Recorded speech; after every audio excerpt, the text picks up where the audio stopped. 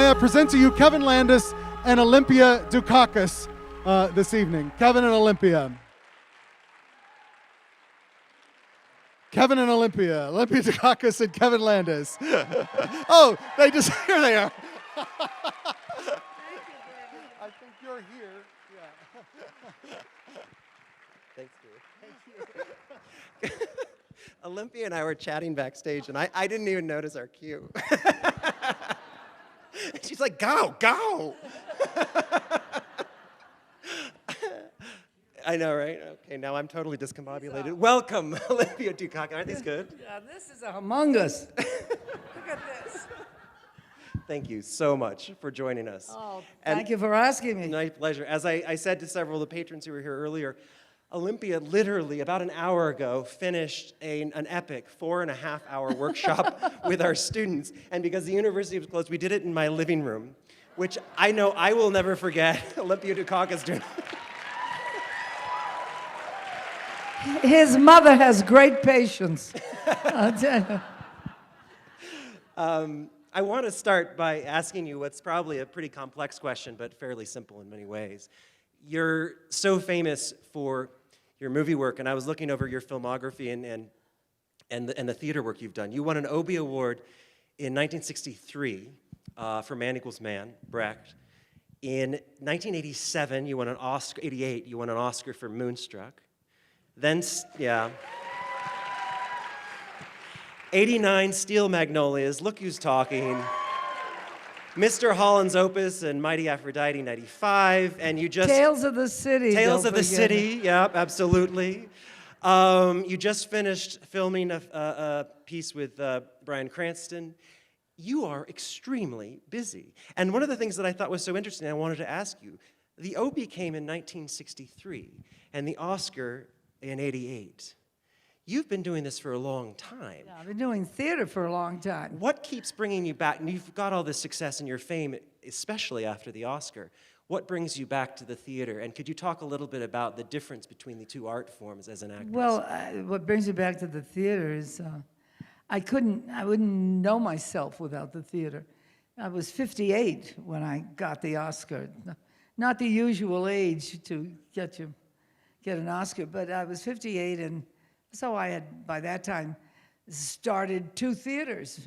You know, I had produced and directed and acted and run around to a lot of other wonderful theaters in New York, outside of New York. And so I don't feel like I come back. I feel like I just never left. I just kind of, you know.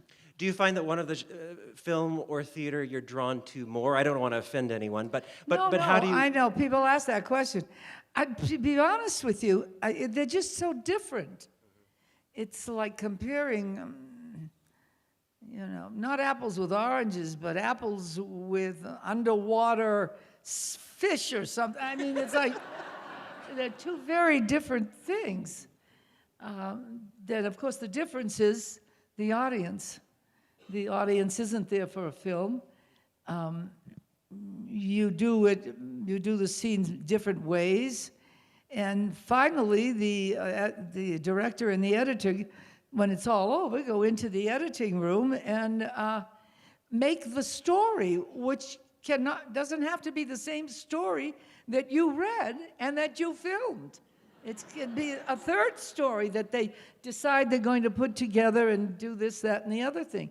Because they are the storytellers, you know, and so that's different. Whereas with acting, every night you come out and you have to make the story with the other actors, and it's live, you know. And in the movies, you're always worried about what you look like. In the theater, the best thing to do is to never think about what you look like. To just go and do your work and let other people worry about that, you know. So there are many different ways to. On that note, I'm worried about the way we look, so I'm going to move this stand because I think it's affecting the sight lines over here. Oh. So back to the theater and film differences. Obviously, there are differences, and do you find that your approach to a part changes on the stage versus in front of a camera? No, I just have to do it all by myself in movies. And that's not totally true. I mean, when you're on the set, you do talk to the director and this and that. But I like to be prepared, so there are some people who don't learn their lines till they get on the set and say, I'm not like that. I like to know what I'm doing. And I like to review. I'd like to stay a week ahead in doing a movie. I like to have my lines learned a week ahead. And then I just go over them every night because they change. And then by the time I get onto the set, they're going to change again. But it's a way of actually trying to create a rehearsal period for myself of going over and over something, because the more I do it, the more I take it in. The more I take it in, the more effect it has on me, and the more I get into the story, and doing it over and over again has that kind of, because, you know, I have my own barriers I put up, and You're going to have to say more about that. yeah. So I need to pay attention to that. And I know this is a question that everyone wonders, and perhaps you can help us. What is it like winning an Oscar, and how does it change your career? I know why you wanted that chair. Oh, yeah, you want to switch? It's got higher arms. I So keep we going switch. over here. I think we should switch. And I keep Come going. here. No, I'm used to it. But I thought that's what it is. Because I look suave, and you So look... where is it? Oh, it's down here. We can switch anytime. We've been with each other all day long now. We've gone to the point where What happens when you win an Oscar? Your career must change. what enormously. happens? You make money. That's what happens. My daughter, as I'm fond of saying, was going to college on credit cards. Yeah, can you imagine that? And what were we going to do when they maxed out? I have no idea. We just go, well, something will happen. And it did happen. You know, I had vowed that I was not going to work out of New York until my kids were out of school. And by that I meant college. And the year my youngest son graduated from Drew, he went to Drew, from Drew, I got moonstruck. It was like the Lord said, oh, you know, she hasn't done anything for a while. Well, I'll give her that over there. And what did you think when you read it? Did you say, oh, this is a fabulous Oh, piece? I thought it was a good, John Patrick Shanley's a good writer. I was pleased. A lot of people wanted that part. I was pleased to get it. Why I wanted, I asked Norman Jewis, and I said, why did you cast me? I mean, when you think of all the people that could have played that part, you know, not as well as I did, of course, but no, but there are a lot of wonderful actors in New York that could have played that part. And he said, oh, I cast you for your timing. He had come to see a play, Social Security, that I did with Ron Silver and Marlo Thomas and a wonderful Canadian actor. I can't remember his name. He came to see Ron Silver for the Nicolas Cage part. And then he saw me, and then he came back to see me twice. And then my agent called me and told me that he was coming, wanted to talk to me, and he came a third time. And I thought, and then I read the script, and the part was, I was playing an 80-year-old woman who come on the stage like this, you know. And how he saw me, he said, I cast you for your timing. But Patrick Shanley told me that wasn't true. I said, well, why did he cast me? He said to me, because he thought you were beautiful. Isn't that sweet? They're all lying, you know, that's all lying. But that's all right. They were very sweet men, and I enjoyed being with them. How quickly did you know, while working on Moonstruck, that this was going to be such a success? Oh, I had no idea. I spent my whole time on Moonstruck, because at the time I was running a theater in New Jersey, my whole time on the phone about the brochure, and that the spring brochure. That was all. I was like on the phone talking about that and getting pictures and getting people's permissions to do this and that and the other. And I never It was my first time in Toronto. We shot all the interiors. The exteriors were in New York, but all the interiors, everything inside was shot in Toronto. Yeah, in a big, he got a big old warehouse and heated it up, which was because it was very cold there. And they had real storms, not like the one you all had. You want to say more about that? Yeah. I keep being told that there's this big storm, and I'm from Massachusetts, where we, At any rate, that's what we. So it wasn't until I was in a car with Norman Jewison, and we were going to some event, I don't know what, something in Canada, and he said to me, apropos of nothing, he said, "You know, you're going to get an Oscar for this." And I thought, he wants me to go to some other benefit. That's why he's saying this. He wants me, that's what it was all about. And I didn't say anything. I said, "Oh, well, that would be interesting, blah, blah." I gave it absolutely no credence at all. And then that started to happen. It was a little bit like first one newspaper would say something, and then another newspaper. And then pretty soon, it's like the debates, things would spring up, and you think, no, that's ridiculous. That's not going to happen. And so, Could you say a little bit about what your favorite film roles have been and why, as an actress, you love those roles in particular? my favorite one that I've done? Yeah. I did the Tales of the City, which was filmed for television. It wasn't on camera. We used to have to make that distinction. And then I did another movie in, of all places, Borneo. Then Brenda Fricker from Cloudburst was in that film. It was done by a Danish director, one of the Dogma directors. I don't know, for those of you who are in film, there used to be a group of, about 15 years ago, a group of directors that were called Dogma directors, because they insisted that they would not shoot with artificial light, and they would not, any of that sort of stuff. And so it was really interesting. And it was 9/11. I was in Borneo in 9/11. Can you imagine? And my family, of course, was in New York and New Jersey and stuff. It was quite a. But those two movies, those two, and when I said always, why was it that I liked about them? They were so utterly transformative. For you personally? No, the work, the acting was for me. Yeah, well, yes, me personally, because I had to do the transformation. But they asked of me to be something that I hadn't even imagined being. Never mind. And I hadn't imagined it. And I had the most extraordinary experience with Tales of the City at the time there were 2 autobiographies out by 2 men, one here in America, one in Denmark.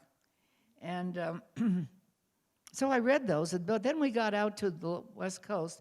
I get out to LA, and I realized I don't know anything about this kind of a person, what they feel, what they this, what they that. I mean, the books weren't enough. So I said to the producer, Alan Poole, you've got to introduce me to somebody that I can talk to, who will talk to me personally and honestly about this. So one morning, he called me, he said, "She's coming around.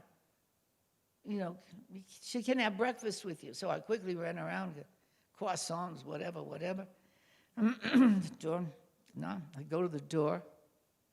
There's this 6'4" woman standing in front of me with enormous basketball hands.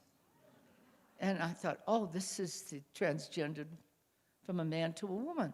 So I asked her to come in, and we sat down, and I hadn't thought, what was I going to ask her? And then what I asked her was, what was it inside that you needed, that you cared about so much, that you went through this, at that time, horrendous operations and psychological recoveries? They had to isolate themselves, and it was unbelievable what people went through. And I read about that, so I knew about that, and I thought, what is it that would make it possible and urgent for somebody to do that?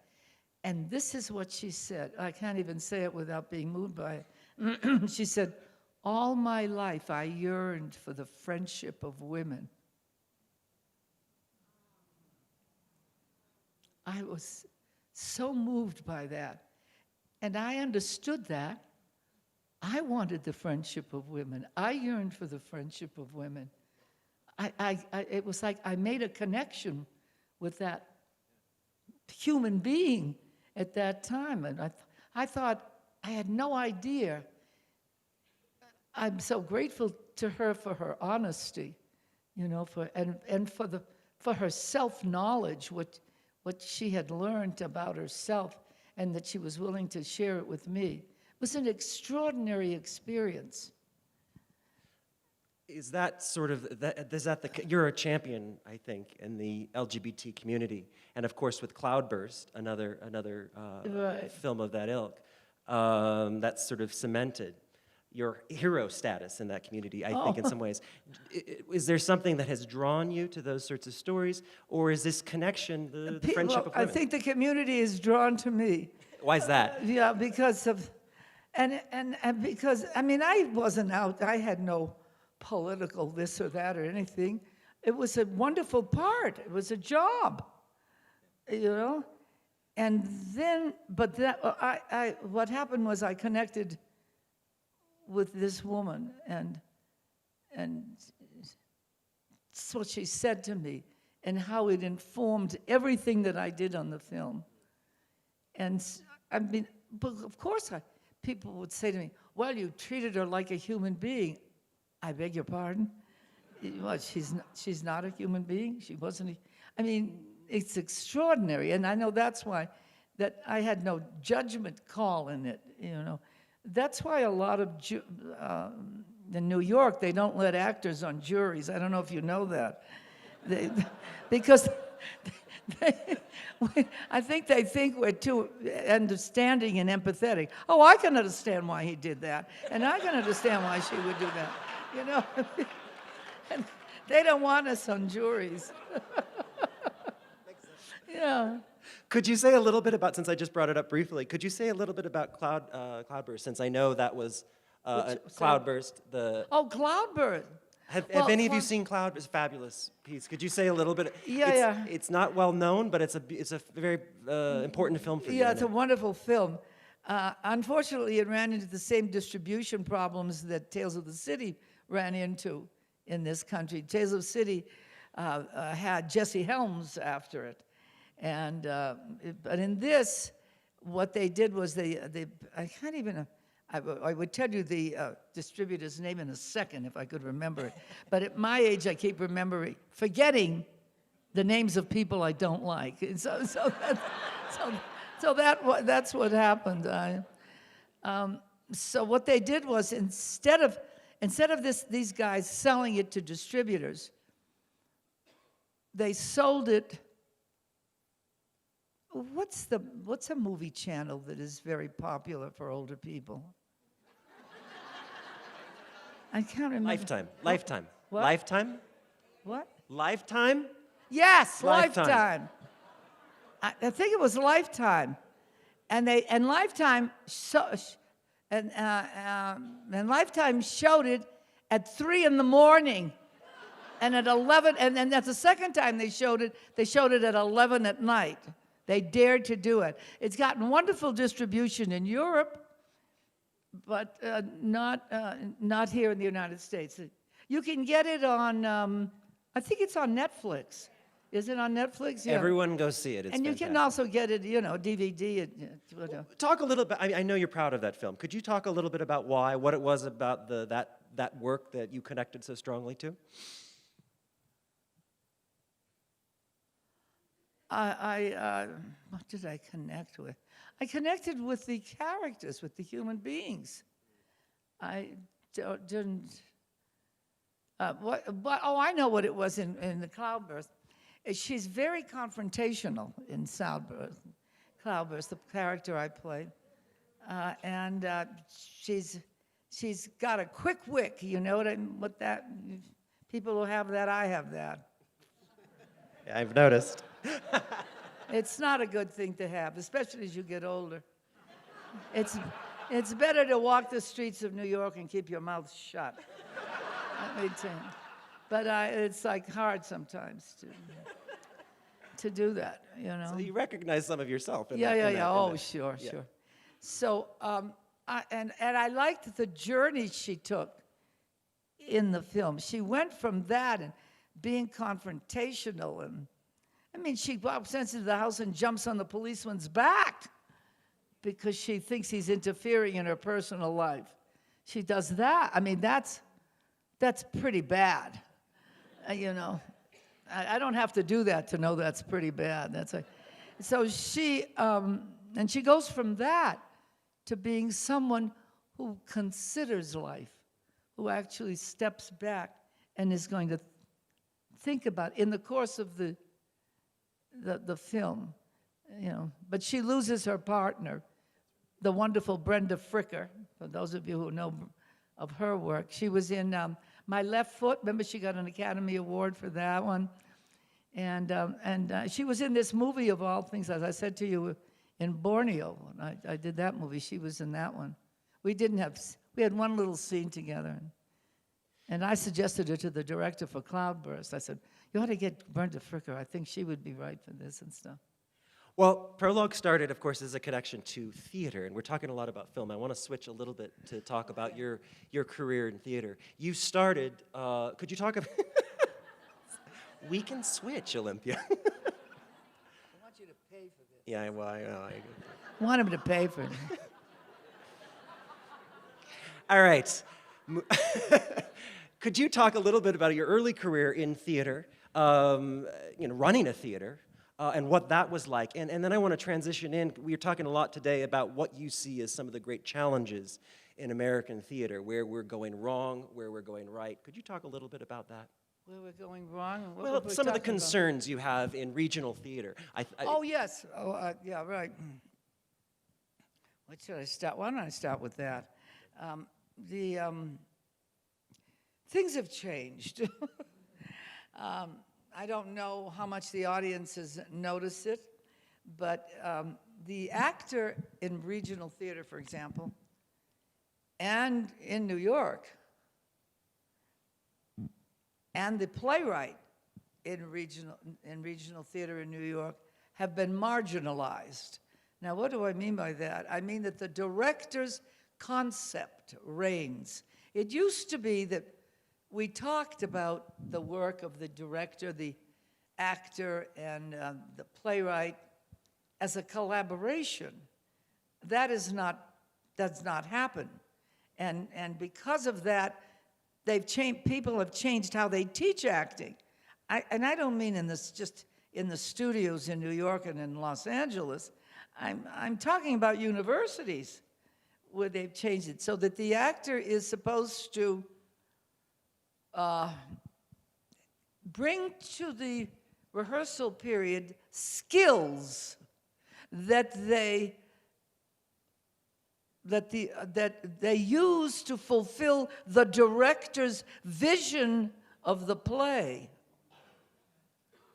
You know, and as if the actor and their process and their craft, which brings them right into the play, into the heart of the play, is not going to have the information or any vision at all of what this play could be and might be and whatever. And that has really gone. That language is not even used. We used to talk about collaborations. That isn't gone. That's gone. Why do you think And that's actors happened? are afraid to open their mouths. You know. To what do you attribute that? Why do you think that's happened? Well, I think it's happened slowly. And I think two things happened. One has to do with the word auteur, which was used for French films, meaning that the director is the author. And in many cases, they were the authors. They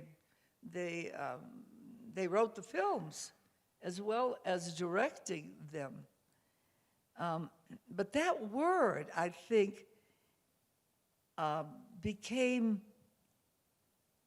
we became envious of that word, American directors. They wanted to have more control over. I mean, there used to be not even, before the 20s, in the last century, there weren't that many directors. The shows were put together by actors. It was Lynn Fontaine and Alfred Luntz, and I mean, people, the stars put together, which was probably the same process. It was probably, they were the auteurs and everybody else was. So what happened was they got replaced by the directors. So that, and now what's happened is I was in a show and, oh, this is just the silliest, funniest, horrible story. This guy, a young actor, was doing a great job. He was very funny. So this is a play that I did a couple of years ago. And he was getting exit applause and blah, blah, and blah, blah. The director says, I think we could put on a fat suit. I see this guy is fat. Okay, so he puts on the fat suit. Not a laugh, not an exit applause. Okay, now you would think, never mind this director. I mean, how dumb is that? If that goes away, get rid of the fat suit. Fast, do it. But no, he wants the kid to work it. That's his vision. He's got to get everything and more with the fat suit.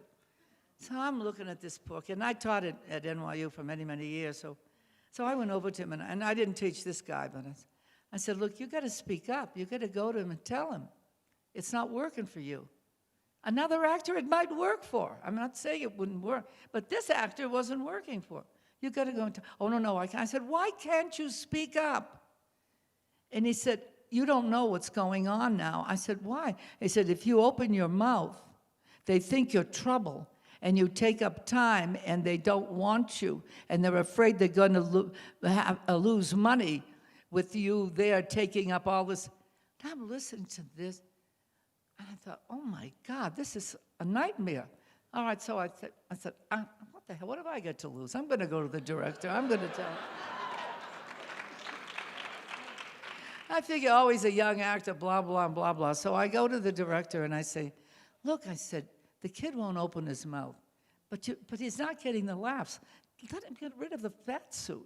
Let him get the laughs. Let him get the exit applause. And he said, well, he can do it with the fat suit. He can do more with it.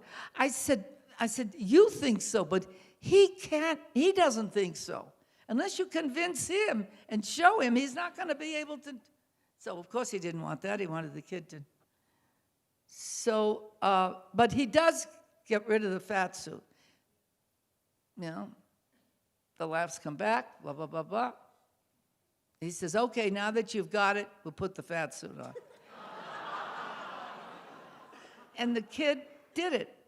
Now, I have to say that probably, here we go, in the old days, the actor would have walked. He would have said, I'm out of here. You know? Because I said to this guy the third day, he said to me, oh, Olympia, you won't get a laugh that way. This is the third day. And I said, did anybody pay to get in today? I didn't think this were in rehearsal, right? What do I have to worry about an audience for? So he kept after me to this, that, and the other thing. And I said, look, I said, if you don't leave me alone to be able to do my work, at the end of this conversation, I'm walking out of the building. You know, you have to, like, draw the line someplace, you know.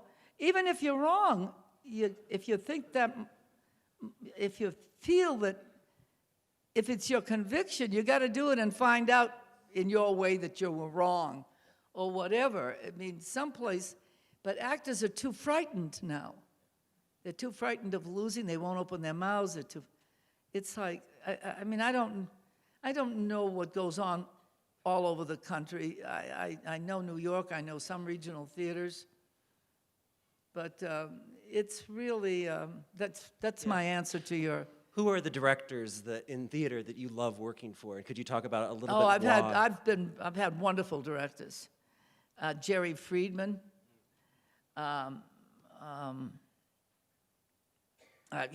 Perloff, the guy that used to be the head of Trinity Rep. Oh, I can't believe I can't remember his name. It's like, it's just my age, folks.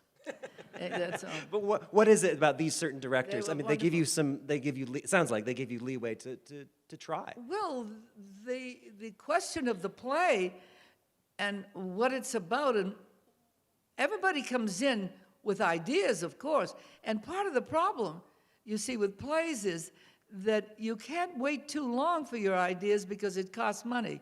You've got to get cracking on the sets and the costumes and stuff like that. I mean, this is a legitimate situation that happens. Regional theater was supposed to be able, because they were there and they had people and they had their own shops, you know, they were supposed to be able to handle all that situation. But now regional theater has become the same way.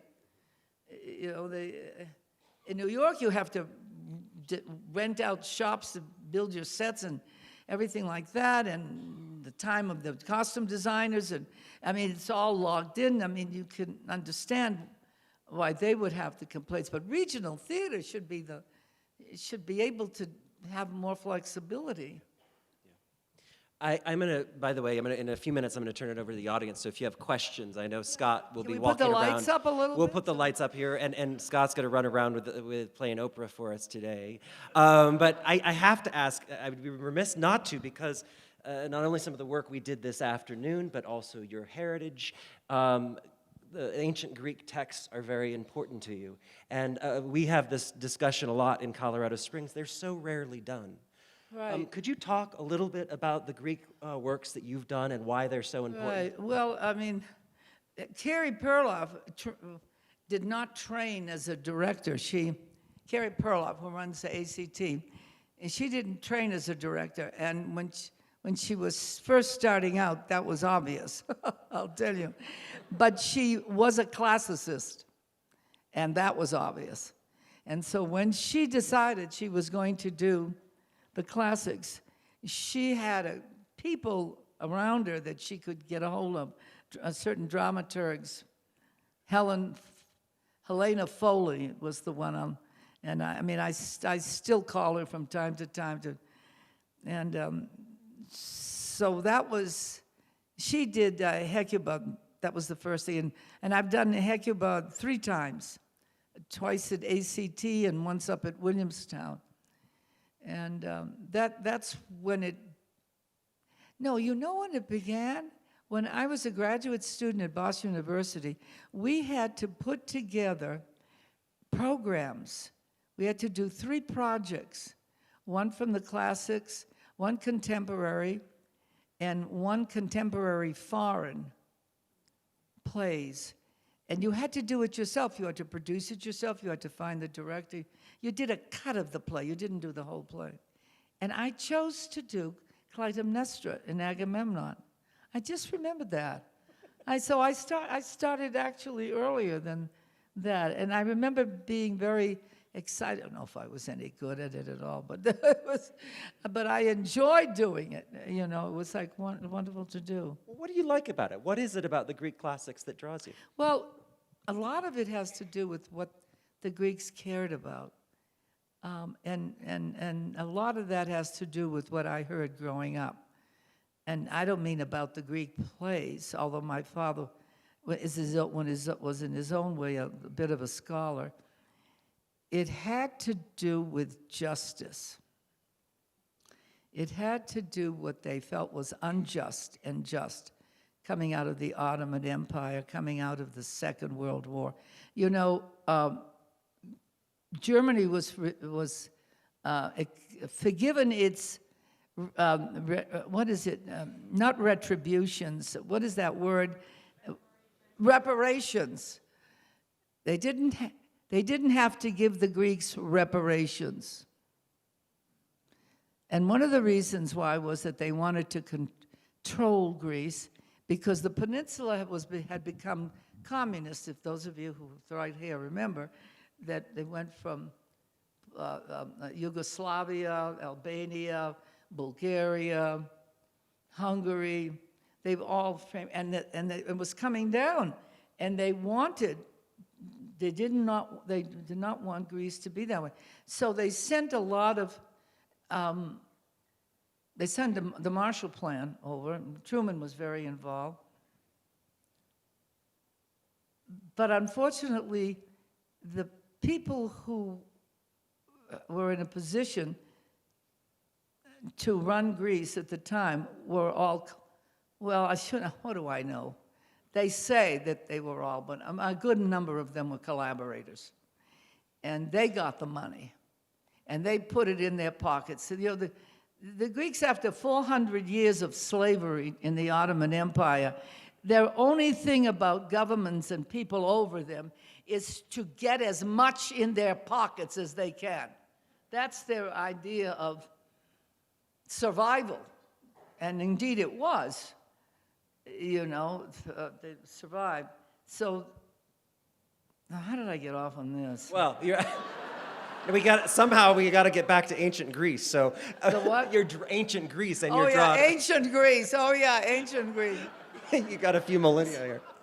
Yeah. So I was explaining something about. Oh yeah. So this idea of justice.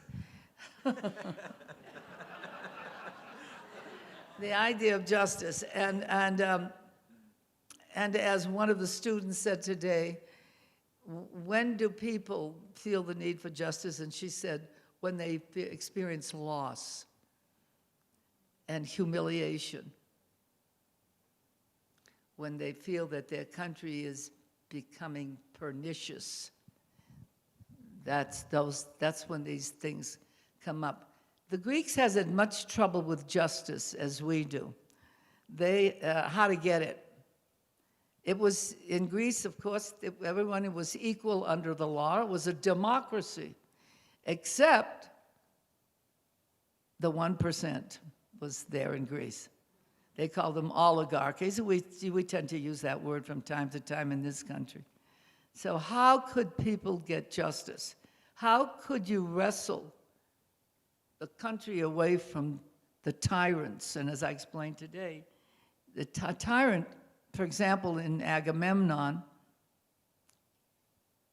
when he's killed by his wife because he sacrificed their daughter, and then she falls in love with his cousin, whose brothers had been boiled in a pot by Agamemnon's father. And so since there was no justice, everybody got vengeance, and it's called blood vengeance, which is going on over half the world, etc. But this thing of wanting and needing justice is one of the things that really preoccupied the Greeks, and mattered to me, because I heard the stories of the Turks in southern Greece, and I heard the stories of my father's family escaping Turkey, because they lived in Anatolia, because Anatolia used to be Greece. And so they lived there, and they had to flee in the middle of the night and they fled to Mytilene, where my grandmother came from. My grandfather originally came from Crete. My name is a Cretan name, and but they went to Anatolia, and then all those immigrants that came from Turkey, from Smyrna. I don't know how many of you know about what happened, the slaughter at Smyrna, where people, women, children in the water, and the boats wouldn't pick them up. I think about that. I think about Obama today talking about, that's not who we are. And I thought, no, that's not true. The Greek ships sat there and watched as the Turks butchered the women and children and men in the water as they got in little boats to go out and be picked up by the British. Hopefully that the British, the Americans, the people who helped them were the Japanese. They at least shot off their cannons to scare the Turks away. See, I'm really getting into it now. So you grow up with these stories and justice and the enigma of justice. How does it happen? How do you get it? How does it happen? How does it not be blood vengeance? How does it get to be justice? I mean, it confounded the Greeks as it confounds most of us sitting here tonight. Well, what you describe and what we all know in the theater is that these plays are some of the richest, most beautifully developed characters ever written. Oh, they're incredible. And yet it's so rarely done. Why do you think we're so scared of the Greeks? I think it has to do with the acting.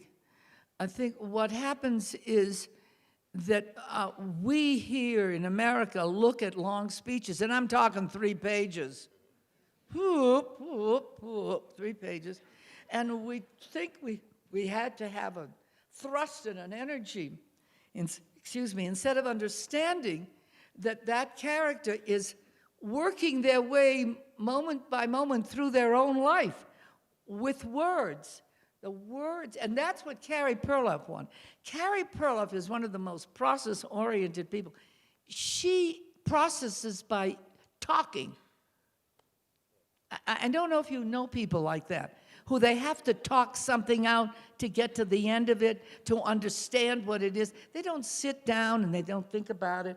They have to talk, and you got to know that about it when you work with her. So you let her have her thing, and you wait till she gets to the end, and that's what you relate to. You don't relate to all the journey that she gets there. You relate to that because it's her journey to get there. But she, that mattered to her, and So she's like a Greek yeah, character in some ways. She is and was a classicist. Yeah. There are people who are that. Even today, believe it or not, and I'm not. I mean, I hustle, I read as much as I can when I'm in something new and different, but my head isn't there. I have, if we could raise the house lights, I would like to turn this, I've had the good fortune of hosting Olympia for the last day and a half, and so I've asked loads of questions, and I want to turn it over to you because I know that there are questions out there in the audience. Now we can see them.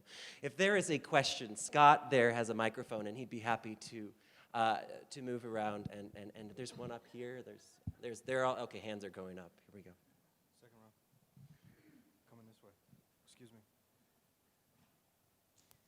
I have a question about the class you taught today. Most of us did not get to go to that class. What is your biggest vision, your biggest information you can give to the students that you taught today that we can also impart to students that we might teach? Too bad we didn't have it in a bigger place. Well, we had the monster storm. We had it in his house because the storm.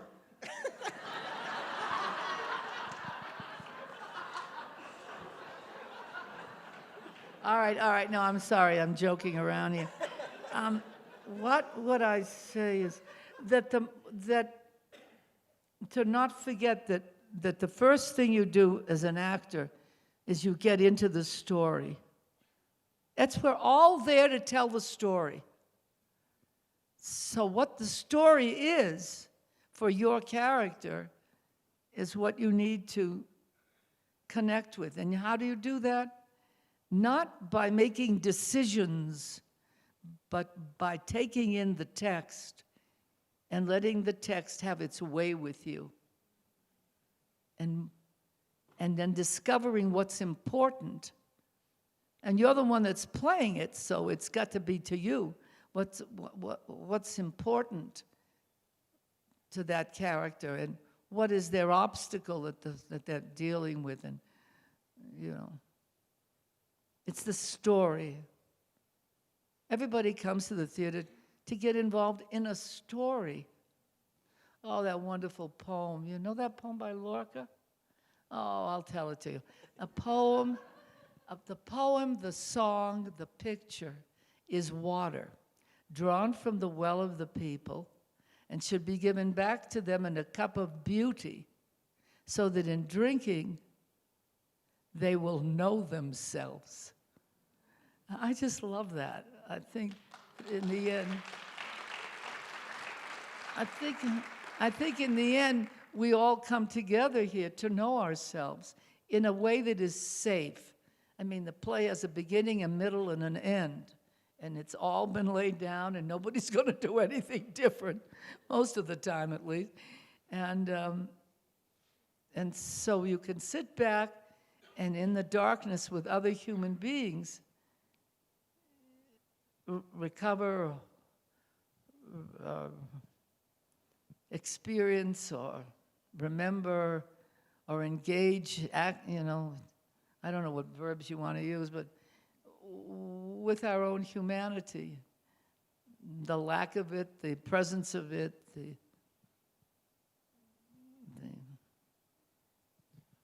so many things.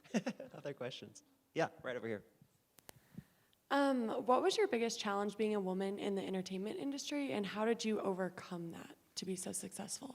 What was your biggest challenge as a woman in the entertainment industry, and how did you overcome that? All right, my name. And that at the time when I went to New York, I was considered an ethnic actress. And that meant I played Jews and Italians. But there weren't any Greeks anyway, so it wasn't. But mostly Jews and Italians or Hungarians or anything like that. And I realized that they tried to get me to change my name, but you have to understand, I grew up in a mill town in Lowell, Massachusetts, and our parents fought in the mills, and we fought in the streets. And you know what you fight about. You fight about what you ate. You're a spaghetti eater. Blah, blah. Don't ask me, but that's what we fought. You fight about people's names. Dukakis, Pakakakis, blah, blah, blah. You fight about noses. But I mean, you physically fight. You physically fight. And that kind of thing goes on. That kind of thing happens. How did you overcome some of the challenges? I mean, or when you speak about your name, How could I overcome how what? did you overcome challenges of being a woman in the entertainment industry, or did you find there were a lot of them? Not so much as a woman, but as an ethnic woman. The ethnic thing was really bad. And I did an Aunt Millie's spaghetti sauce thing, and I realized, boy, I was locked into that now. That was forever going to be my stuff. And that's when we came back to the Charles Playhouse, which was a theater that I had been involved in starting with some other graduate students from Boston University. And when we came back home, I said to my husband, who's also an actor, I said, I got to start a theater. I'll never get to play the great parts. And that's what I wanted to do. I mean, and I had been in Boston. I had been doing that. But I knew that that was not going to happen to me in New York. And I wasn't going to be on Broadway because nobody with my name. It wasn't until the first time I saw Italians on Broadway was A Hat Full of Rain. I don't know how many of you remember that movie. you know, what was interesting is that the Italians had their own theaters, and they were very successful. The Jews had their own theaters, and they were very successful. Even the Greeks had a theater up in Astoria. They, you know, different ethnic groups. The Germans had a big theater up on the west side in the 70s. They had, and so none of the ethnic people, so everything on Broadway until after the Second World War looked British. People tried to sound British, they looked British. It wasn't until the 30s when the group theater came in that things began to change. And they were not on Broadway. They had their own, they had their own theater. But you really have taken the initiative and created parts for yourself. I mean, tell us about Well, it was the only way I was going to play the parts I wanted to play. Could you tell everyone about your Tempest that you've been performing? Oh, yeah. All right. Well, how can you understand why I would even be interested in doing this? I tried to say, I was very interested in prehistory. I became very involved, very eager to understand how we had come to this impasse, men and women, in this country. And I wanted to understand why were we in a patriarch? Where had that started? Why had that started? And because you know, if you go back in history, there was never a matriarchal time. There were matrifocal times and matrilineal times, but there were not matriarchal times. But what were those times? And why did they change? And blah, blah, blah. I was very interested in all of that. And you know, the seers in Greece are all women who are obviously high on something. They're smoking, I guess, or something. And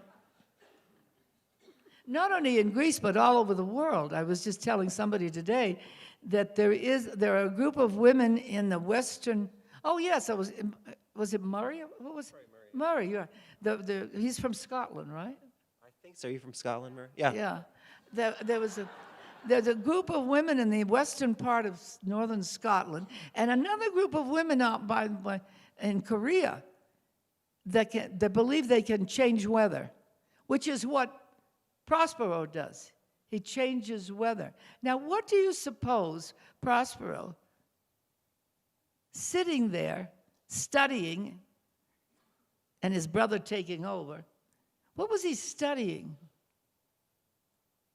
I think he was studying ancient texts that have to do with all of this, ancient historical texts that talked about all this. The moment I got a hold of that, I thought, I can play Prospero. I know what to do. I mean, with those stones, I had done workshops on it. I had done creepy things in the forest with it. I had done a lot of, oh, you do a lot of things, a bunch of women running around. And it was, it was good. It was good. I mean, I'm glad I did all of it. And so I started off with 3 stones. Because stones, they believed, had the oldest consciousness on the planet. That a stone has consciousness, and it remembers. And if you hold a stone and meditate, you can experience its consciousness. There was a woman, Barbara Walker, and there was a period, she was a time when there was a lot of writing that came up about the time. There was a book called When God Was a Woman. I mean, I was looking for something, and I went to a bookstore, and I hit something, and this book fell out, and it was When God Was a Woman. I thought, well, somebody wants me to read this book. And you know, but all of these different things that people were writing about and doing, etc. And so, I mean, at the beginning, and then the stones flew. This lighting designer who was great, he figured out how I had 3 stones, but then there was, I put it down, but then the stone that flew was next to it, but it had a thing on it, and I mean, I can't remember even now how he faked it. He fake. But by the end of that scene, when I was changing the weather, the stones were flying. You know, you could almost believe that this person could do this kind of thing. So it was that kind of thing that kind of got my imagination. And I wanted to do it. And also the big thing for me was, how does Prospero get to forgive? It's very hard when you've been disenfranchised, i.e., and there are a lot of women who feel this way, and I'll be honest with you, there was a period of time I felt that way, that you look at the situation and you feel that you feel angry about how it happened. And that and the worst of it is that so many women don't even realize that it happened. It's happened. I mean, they don't even realize it. Never mind men, of course, they have no interest in realizing that it happened. But women certainly would have some interest in doing it. And not that she recognizes that her life is over. Well, she says at the end she's ready to die, because what she wanted was for her daughter to not lose her heritage of ownership and independence. It was the daughter that she cared about. Now, I don't know, I think it's the same thing in the play with a man. I think it's the same thing. But I knew it was that for the woman, because it was over for her generation. But somehow, if she hung on to her virginity and didn't make love with this guy, because if she did that and she wasn't a virgin, he wasn't going to marry her, and she wasn't going to have the power, which is what her mother wanted her to have, was power, because it had been taken from her. So things like that at the time were of interest to me, but doing it, what became very interesting was the forgiveness, because what makes her forgive? And I felt that the first thing that I recognized that would have made me forgive, and in the scene as it happened, was that I saw that my daughter and this young man, they really loved each other. There was love there. And that, it's like I can't hang on to my scenario of displacement and this and that and the other thing in the face of, if you've had children and you've seen them in love, you know what that feeling is, how wonderful that is, and how it makes you feel. And so that was the first thing. And then there's, of course, a scene where Ariel comes over and says to her, I would have if I'd been, able to forgive and stuff. So that's it. And then when they come back in the end, she gets up again in arms, and then she lets go of it. She finally lets go of that. So it was like, for me, very personal understanding of my own journey, and really a connection with the play that I felt so grateful that I was able to make. Because I'm not one of those people that runs around thinking I'm going to play men's parts. I've never done that before. This is the only one that I've ever felt that way about, specifically for the reasons that I'm telling you, that I talked to you about. Women's history and this, that, and the other thing. I'm guessing there are a few people in this audience who would love to see you play Prospero. So we need to make sure that happens sometime. We have time for a couple more questions if they're out there. I don't think I'm too old. I think I've gotten too old. Scott over here. Hi.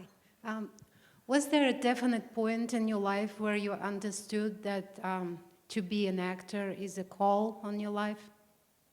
I haven't even spotted this person. Raise your hand, if you would. Yeah, she's right there. Just tell me what She said, was there a point in your life that you realized it was your call to be an actress? I realized, a call, no, I never thought of that. But it was realized that it was something I wanted to do. First, I wanted to be a veterinarian, because I loved my dog, and he loved me. And so I wanted to be a veterinarian. And then I wanted to be a lawyer. My father was a lawyer, and he said, no, he said, it is the most evil profession there is. And so he kind of, then I loved sports. I spent all my high school doing sports. I did. What was it? I was captain of the tennis team. I was on the basketball team. Did track and field. I fenced. I went on to be New England fencing champ for 3 years. It was like oh, I did that and stuff. So I thought, oh, well, I'll go into physical education. So I went to Sargent, which is a very old and honored, one of the oldest one for women. And then I really saw athletes. I mean, there was some incredible, I remember her name, Janet DeMars, I'll never forget her. She was like about 5'1", the most incredible athlete. This woman, and I thought, I can't do this. Look at the ones that are really athletes. These are really something, and what am I gonna do? And then I inadvertently got selected to co-direct and write a review. Why? I'd never done that before. I don't know what they saw in me. So I did it, and I had fun like I had fun in the streets of Lowell.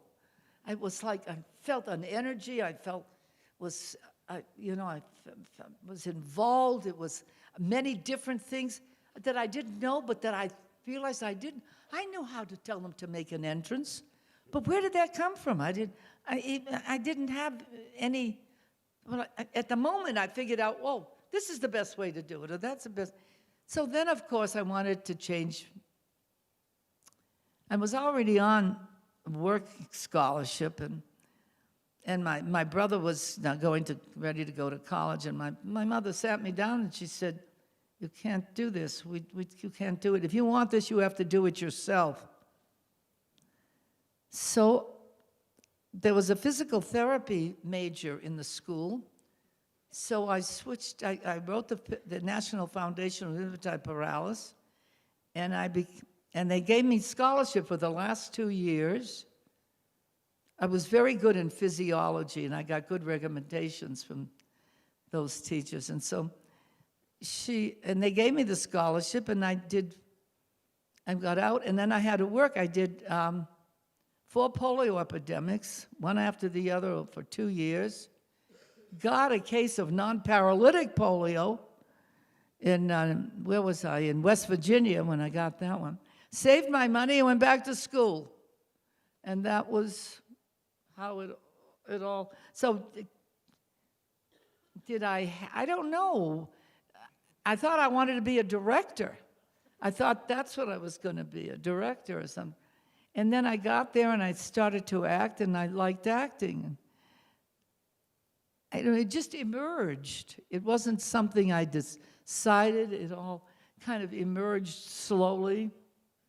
The big thing was actually changing my major. That was the big thing, because that was the one that there was no support for.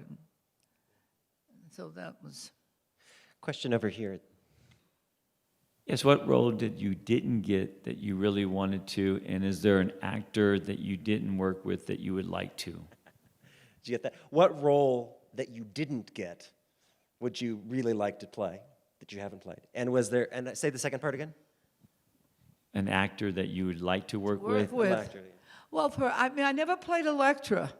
I played the Clytemnestra, the mother. I played the sister, Chrysothemis. I did play Masha once in The Three Sisters. I played Olga 3 times, and I played, Austin Pendleton cast me in a staged reading. We were doing all of the Chekhovs, and he said, "You got to do Masha," and I said, "Oh, no, I'm too old." He said, "It doesn't matter. It's a staged reading. We're all doing different kinds of parts. I want to see you do Masha." So that was one I never did play. How about an actor you really, really want to work with that you've never had a chance to work with? Oh my God, there's so many. There's so many wonderful actors out there. Where do I begin? Ay, ay, ay.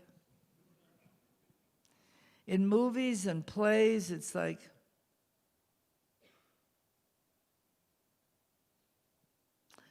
I'm trying to think of which actors in the movies, for example, that there are so many. Johnny Depp, I think he's terrific. What do you like? What a neat, Benicio del Toro, do you know him? Oh my God, these are wonderful actors. They come with such complexity. Yeah. I think we have time for one more question. Jessica Chastain, Cate Blanchett. Ah. One more. I think we have one more here. Thanks. Hi, Olympia. I'm Brooke. Welcome to Colorado Springs. Thank you. I grew up in New York, so I think all of us would love to hear about your life in New York. And would you also spend a minute talking about Broadway? I think my take on it is become big business. Broadway. Would you talk a little bit about Broadway? And she's saying it seems like it's big business now. Yeah, you're right. You're right. It's big business, and it's mostly musicals. And there are some plays, but not really terrific, great, wonderful plays. There was a good play. What's the one? Funhouse? I don't know. Did any of you get a chance to see that? That was an interesting one. It was about a young girl who. It was a big hit. I actually took my oldest granddaughter to it. It was. It's about a young girl who comes out at 16 to her parents, and what that's all about. And there's songs in it. It's not really a musical. It's a play with music, or it's a music that has a very strong. There are some good. There are, and at some of the theaters around, you'll get some good plays at Lincoln Center, down at the Public, things like that. Yeah. I want to. We've gone, believe it or not, over an hour and 15 minutes, and I could talk to you for days, but we don't have that amount of time. Yeah, no, I can't do Olympia, that. no, you can't do that. Sorry. Olympia, I should say, Olympia is off tomorrow to Washington to perform her one-woman show, Rose, which is obviously very successful, and you've been doing that. Yeah, for a I long should have. time. I didn't talk about that. So I say something It's about me. it, and we can all go out I'm to actually see it. talked out, but Rose is a show that I did, a one-woman show at the National Theatre in London, and then I did it for about 3 months, 4 months there, and I went on tour with it to different. I mean, I actually played Liverpool and places like that I did. I just, you read about it in a book and stuff like that.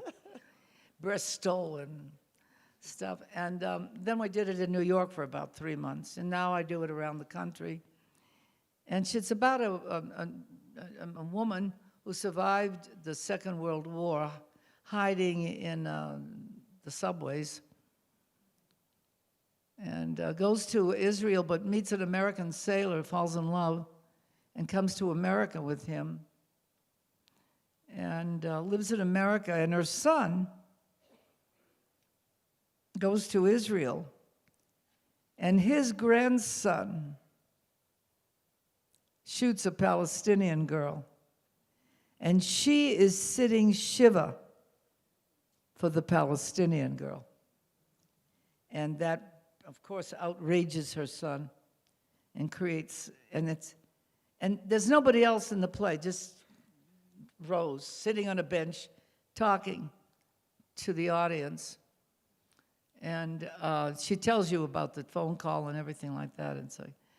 And it's her trying to understand why this has happened.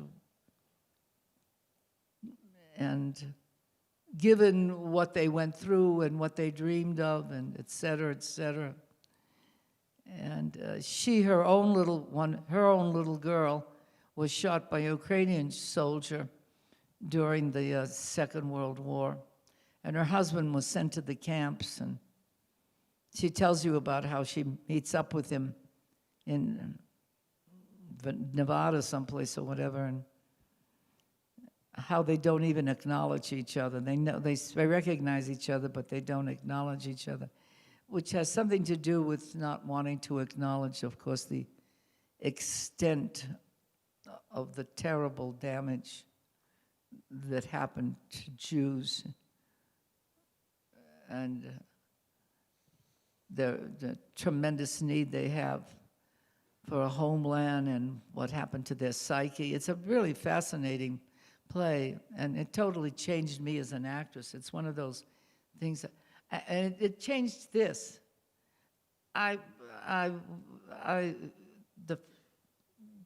Having to sit and talk to an audience in that play, I never lose my lines. The second night I went so blank. I didn't even know people could go that blank. I mean, I had lost a word here and there, maybe a thought, but I could reshape say my own words, you know. I actually got up from the bench and walked off stage. I knew there was no salvaging it. And the stage manager came over to me and I said, show me the book, show me the book. So I could find my way. And I said, she said, you've got to go out, you've got to go back out. I said, I know, should I talk to them? She said, no, just sit down. Just sit down and begin. So I went out and I sat down, and the moment I sat down, the audience erupted in applause. I couldn't even go on, I was crying so much. They understood. I think the British have a lot of issues about this. They go up a lot, and they joke about it a lot on stage. And the audience are used to it. They're not like turned off by it or feel they didn't get their money's worth. Or they all have a kind of a sense of humor about it, you know. And sometimes they even build it in deliberately so that they can do it. But I mean, I didn't have that, and they knew that. They knew I was American, and they were incredibly generous. I mean, I was so moved by that audience. I just sat there and cried. And then this is the stage manager's yelling at me, begin, begin, begin. It's like, it was like I was having my moment with the British audiences. I couldn't. I just want to take a moment to thank you, Olympia. I have to say that your being here, something I've been looking forward to for a long time, in some ways is made possible because of John Douglas Thompson, who came here a couple of years ago and is going to be back in February to do his Sachmo. That's very exciting. And I bring that up because Prologue is so special because it forms these connections. And we did Mother Courage together. And you did Mother Courage together. So the theater world is small in some ways, and it is so wonderful to be able to share your talents, all of your thoughts with this crowd. Thank you for braving the storm. And thank you so much to Scott, to all the people at the Fine Arts Center for letting us do this. Olympia, thank you very much.